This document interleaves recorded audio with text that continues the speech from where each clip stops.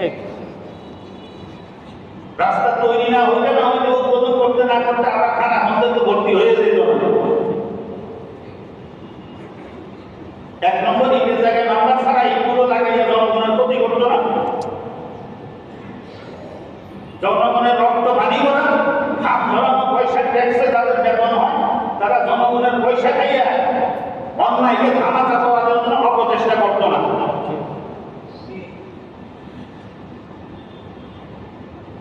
এটা বড় বড় চোর, শিক্ষিত চোর, টাকায় 13 বছরের বিশবা মাদ্রাসার ছাত্রী ধর্ষিত হয়, আর এইটাকে ধামাচাপা দেওয়ার জন্য হাজার রকম পায়তারা করে।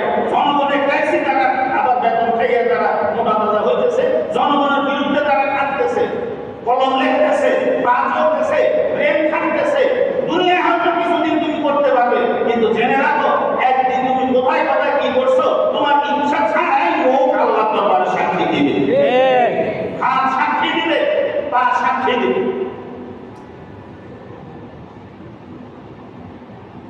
বাঁচার কোনো উপায় নাই। লা ইউগাদিরু সাগীরাতান ওয়ালা কাবীরাতান ইল্লা আহসাহা। ছোট বড় যা আছে সব লেখা আছে। আমি ধরে নিয়ে আসলাম নির্যাতনের ভয়ে, কলিজা টুকরা মেয়েকে ধর্ষণ করার ভয়ে, ছেলেদেরকে অন্যায় ভাবে ছেলে ফাঁসানোর ভয় দেখাইয়া তার মুখ দিয়ে মিথ্যা বাই করাইয়া খবর ছাপানো হইল বিভিন্ন মিডিয়াতে। কিন্তু এই দুনিয়ার আসার মিথ্যা খবর এক জায়গায় করলে, যেই জায়গায় বসে আমি এই আকামটা করলাম, অন্যায়টা করলাম, নির্যাতনটা করলাম, চক্রান্তটা করলাম, ওই জায়গাটা যেদিন আল্লাহর দরবারে কিয়ামতের ময়দানে সাক্ষী দেওয়া শুরু করবে, এই সমস্ত নিউজ প্রিন্টের পেপার আর পেপার পত্রিকা আর এই সমস্ত মোবাইল, ফেসবুক আর এই টেলিভিশনের খবর, ওই দিন আর কোনো অস্তিত্ব থাকবে না। দুনিয়াই তো লন্ডভন্ড হয়ে যাবে।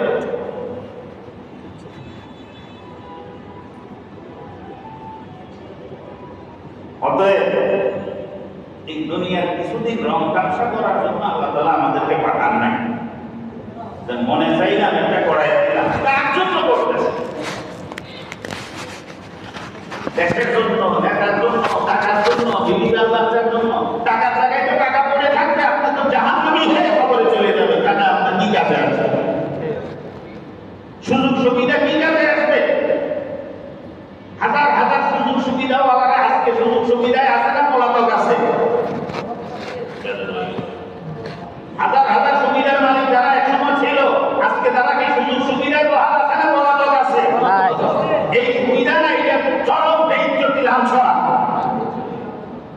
ন্যায় অন্যায় হাজার রকম সুবিধা ভোগ করে এরপরে চোরের মতো, বাটপারের মতো জীবন নিয়ে রাস্তা রাস্তায় ঘুরতে হয়।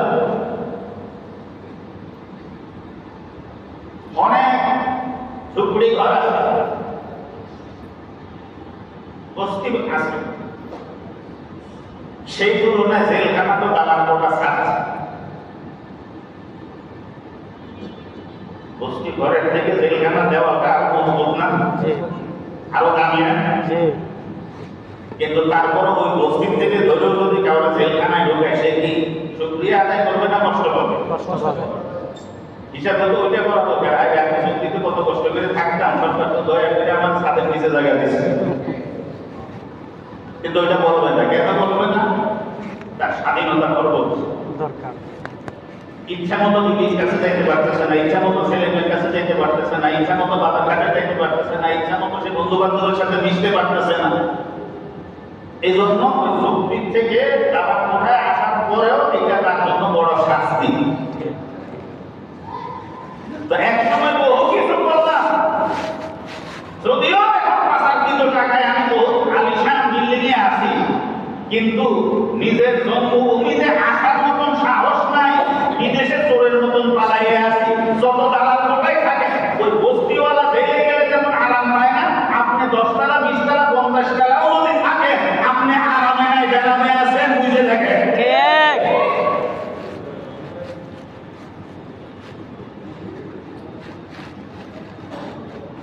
প্রত্যেকটা জায়গায় কি হবে এই টাকা দিয়ে? যত বড় বড় ইন্ডাস্ট্রি মালিক, এসালন গ্রুপ চোর বাটপার, টেক্সিকো গ্রুপ চোর বাটপার, ম্যাগনা গ্রুপ চোর বাটপার, এত চুরির টাকা দিয়া তুমি তো মেরে শেষ হয়ে যাবা, তোমার সহ্য মুসলিম খাইয়া শেষ করতে পারবে না, নিজের নামে জাহান্নামটা লেখাইয়া জাহান্নামী হয়ে যাওয়ার লাভ পাই।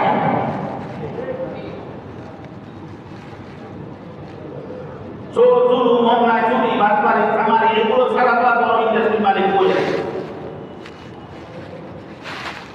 আল্লাহ মাফ করে দুই একটা থাকলে থাকতে পারে, কিন্তু অধিকাংশ যেগুলো আমরা সচরাচর দেখি বসুন্ধরা গ্রুপের অন্যায় ফেরিস্তি করে শেষ করা যায় না, মেঘনা গ্রুপ ওয়ালা শেষ করা যায় না, যমুনা গ্রুপ ওয়ালা শেষ করা যায় না, অমুক গ্রুপ, এসালন গ্রুপ, এই গ্রুপ, এক একজনের ফেরিস্তি যদি সব ঠিকঠাক মতো সামনে আসতে থাকে তারা কোনো কোনো খবর চালানোর জায়গা থাকবে না।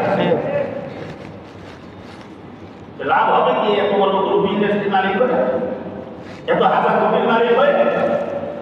পেটটা তো ছোট, এক পেটে কত ঢুকাবে? পিঠটা তো ছোট, পিঠ ঠেকানোর জন্য গদি আর কয়টা লাগবে? একটু বৃষ্টি থেকে বাঁচার জন্য, সব বৃষ্টি রোদের কাটার থেকে বাঁচার জন্য একটুখানি ছাদ দরকার, আর কত ছাদ লাগবে?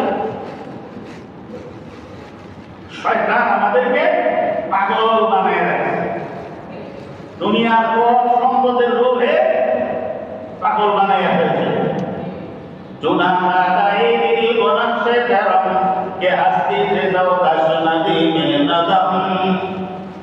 টাকা পয়সা সম্পদের পিছে এমন পাগল হয়েছ তোমার অস্তিত্ব তুমি ভুলে গেছো। কেন আল্লাহ পাঠাইলেন? কি করতেছি, আমার পরিণতি কি হবে, সেই পরিণতি ভাবা পর্যন্ত সুযোগ আমার নাই।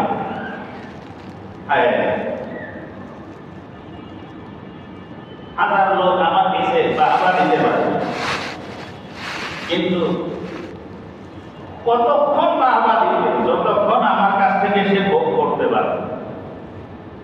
আমার কাছ থেকে যখন ভোগ করা শেষ, তো বাবা দেওয়াও কি শেষ। আর ঈমান আমল ঠিক রেখে যদি দুনিয়া থেকে যেতে পারি, দুনিয়ায় থাকাকালীন অবস্থায় যদি একজন আমাকে না চিনে, কিন্তু আল্লাহ তাআলা চিনেন, এরকম হইতে পারে না? হাদিসের মধ্যে আছে রুব্বা আযমাত বুইন বিল আবওয়াব লাউ আকসামা আলা আল্লাহি লা আবারহু। বহু অচেনা অজানা সাধারণ খাটামাটা লোক আছে, কারো দরজায় গেলে ধাক্কা দেয়, সরাইয়া দেয়, আরে কে তুমি, চিনি না, যাও ভালো। কিন্তু আল্লাহ তাআলা তাকে এত চিনেন, এত জানেন, এত মহব্বত করেন যে সে যদি আল্লাহ তাআলার কাছে কসম করে কোনো কিছু চায়, লা আবারহু, আল্লাহ তার কসমকে পুরা করেন। তো দুনিয়ার অবস্থা কি? মানুষ ধাক্কা দিতে পারে, দূর করে তাড়াই দিতে পারে, মূল্যায়ন না করতে পারে, কিন্তু আল্লাহ তাআলা চিনেন, আল্লাহ তাআলা জানেন, তার নাম আল্লাহ তাআলার কাছে আছে। সালামুন আলাইকুম বিমা সাবারতুম ফানি'মা উকবাত-দার ওয়াল্লাযীনা সাবারু ইবতিগা'a ওয়াজহি রাব্বিহিম ওয়া আকামুস-সালাতা ওয়া আনফাকু মিম্মা রাযাকনাহুম সিররান ওয়া আলানিয়াহ ওয়া ইয়াদরাউনা বিল হাসানাতি as-sayyi'ah ওয়া মিম্মা রাযাকনাহুম ইউনফিকুন। যারা আল্লাহ তাআলা সন্তুষ্টির জন্য দুনিয়াতে ধৈর্য ধারণ করে, আল্লাহর হুকুম মতে চলতে গেলে, নাফরমানি থেকে বাঁচতে গেলে ধৈর্য ধরা লাগে।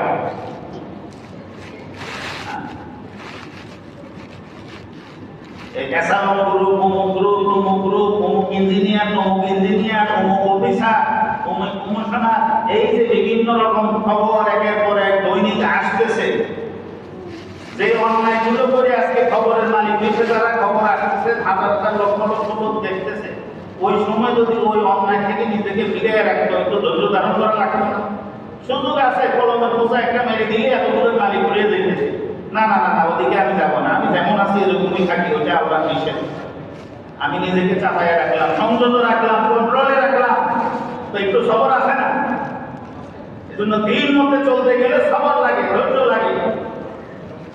তো যারা আল্লাহর জন্য, আল্লাহর সন্তুষ্টির জন্য ধৈর্য ধারণ করবে, অন্যায়ের দিকে যাবে না, হারামের দিকে যাবে না, দুনিয়ার বিশাল সুখ শান্তি আরামায় ভোগ বিলাসের চিন্তা করবে না, বিশাল সম্পদ আর পদের মালিক হওয়ার জন্য অন্যায় পদক্ষেপ নেবে না। والذين صبروا ابتغاء وجه ربهم وأقاموا الصلاة নামাজ কায়েম করে وأنفقوا مما رزقناهم سرا وعلانية প্রকাশ্যে এবং গোপনে দ্বীনের রাস্তায় দান করে ويدرؤون بالحسنة السيئة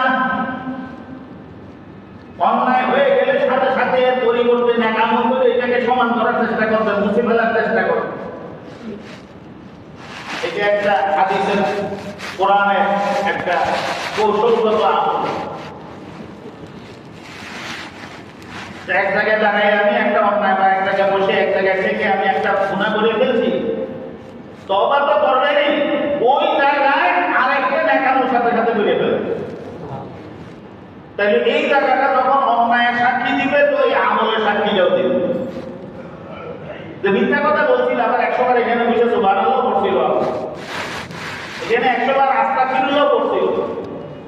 তো আস্তাগফিরুল্লাহ তো মাপ চাওয়া, তো সে যখন ওই জায়গায় বসে আমার কাছে মাপ চাইছে, তো আমি আল্লাহ তো গফুর গাফফার, মাপ করে নেওয়া না, ঠিক আছে, অন্যায়ের শাস্তি বাদ দিলাম, গুনাহ মাফ করে দিলাম, ওই আমলের সাক্ষীটাই ধরে দিলাম।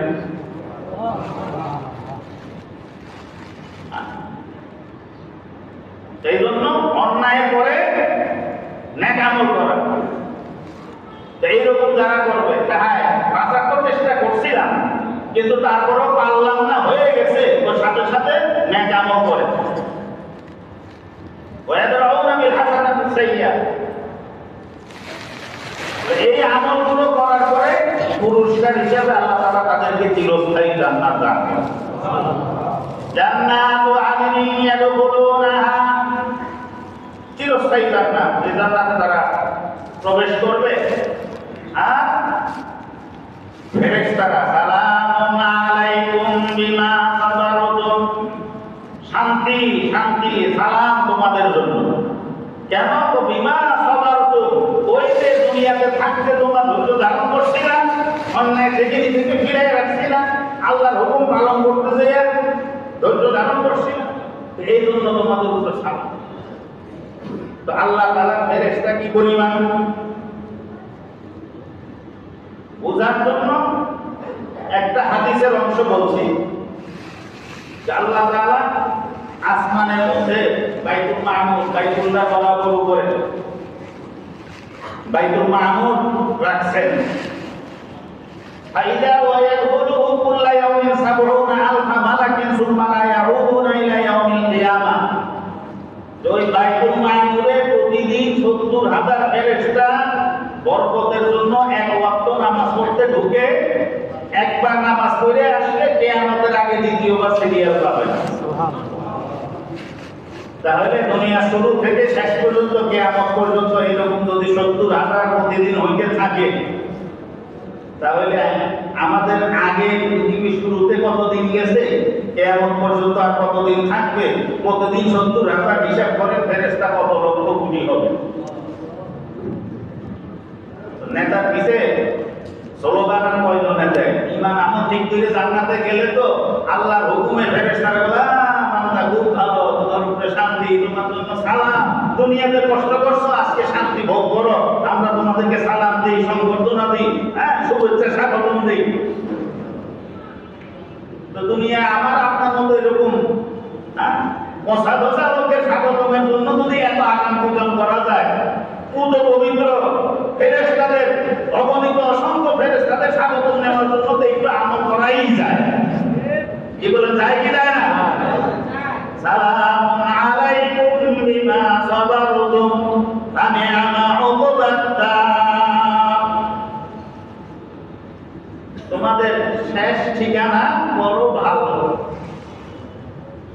উকবা মানে পরকাল, দার, তো পরকালের ঘর, পরকালের ঠিকানা নির্মা অত্যন্ত ভালো তোমাদের।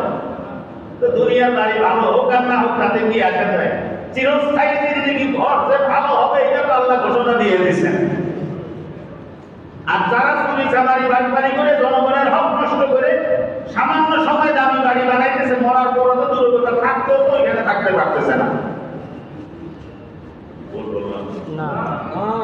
আছে না অনেকে বাড়ি এক জায়গায় বাড়ি হলো আরেক জায়গায়, আছে না নাই?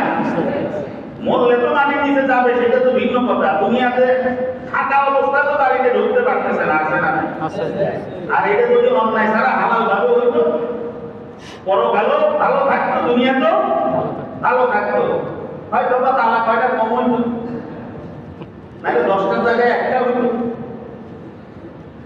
দেশ বিদেশে অগণিত অসংখ্য বাড়ির জায়গায় নাহলে কোনো মতে একটা দুটেই থাকতো, তাও না। এই জন্য ভাই আল্লাহ রাব্বুল ইজ্জত যে দুনিয়াতে আমাদেরকে পাঠাইছেন, ধৈর্যের সাথে জীবন পালন করতে হবে। নিষিদ্ধ কাজ যা সেগুলো থেকে বাঁচতে হবে। ভাই সুযোগ থাকলে চুরি করা যাবে না, সুযোগ থাকলে মিথ্যা করা যাবে না। কি করবেন এই টাকা পয়সা সম্পত্তি? 100 তালা বানায় বলছেন, 100 তালা 200 তালা আসমান পর্যন্ত অসম্ভব। ওইটাকেও যদি কেউ সম্ভব করে, আরে রকেট এত দ্রুতগামী, সেইটা চালাইও তো আসমানে যাওয়া সম্ভব না। দুনিয়ার সবচেয়ে কাছের গ্রহ যেটা মঙ্গল গ্রহ, কোনো মতে সেখানে যাই এটাকে। আর আসমান তো কোথায় আল্লাহ রাখছেন আল্লাহ ভালো জানেন। যেটা রকেট দিয়ে যাওয়া সম্ভব না, আপনি যদি টাকা পয়সা সম্পদ জ্ঞান গুণ ডিগ্রি এগুলাকে ব্যবহার করে যদি আপনি আপনার বিল্ডিংয়েও আসমানে ঠেকাই দেন, তাতেও আপনি কামিয়াব না, সফল কাম না। এত খুশি হওয়ার কিছু নাই। কারণ আগে বলছে জমিগার কিনে আয়াত যখন শেষ হবে তালার জায়গায় তো তালা করে থাকবে, আপনার তো মাটির তলায় চলে যাবে।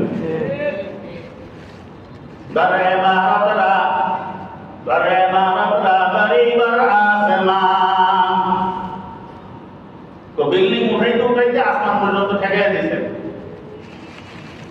খুশি হয়েন না, নিজেকে সফল কাম মনে করেন না। আসল সফলতা আপনি বুঝেন নাই এখনো। হঠাৎ হায়াত যখন শেষ হবে, তালার জায়গায় তো তালা পড়ে থাকবে, আপনি চলে যাবেন অন্ধকার কবরে, রক্তে মাটির নিচে। তো তলার জন্য কোনো প্রস্তুতি থাকবেন না। জীবনের হায়াত জ্ঞান বুদ্ধি সব কিছু শুধু তালার পিছে লাগাইছেন। তলায় যখন যাবেন খালি হাতে চলে গেলেন, খালি হাত তো না, মানে গুনার পাহাড় নিয়ে গেলেন। আপনার মতো ব্যর্থ, আপনার মতো লাঞ্ছিত, আপনার মতো বোকা দুনিয়াতে আর কে আছে? আল কাইয়িসু মান দানা নাফসাহু ওয়া আমিলা লিমা বা'দাল মাউত। প্রকৃত জ্ঞানী ওই ব্যক্তি যে মৃত্যুর পরের জন্য কাজ করে। শুধু জীবনে থাকতে কি হবে, কি খাবো, কি করবো, ছেলে মেয়ে কি করবে, তারা কোথায় থাকবে, এর পিছনে যারা জীবন শেষ করতেছি আমরা বড় বোকা। মরার পরে কি হবে, কবরে কি হবে, হাসরে কি হবে, হিসাব নিকাশের সময় কি হবে, জান্নাত জাহান্নামের ফয়সালার সময় কি হবে, এই চিন্তা যে করবে, ছেলে মেয়ের মতো এই চিন্তা দিতে পারবে, সে হইল আসল জ্ঞানী, আসল কামিয়াব। ডাক্তার হইতে পারলে, ইঞ্জিনিয়ার হইতে পারলে, চাকরি বাকরি, হসপিটাল, ব্যবসা এগুলো করে সে ভবিষ্যতে টাকা কামাইতে পারবে, কিন্তু সার্টিফিকেট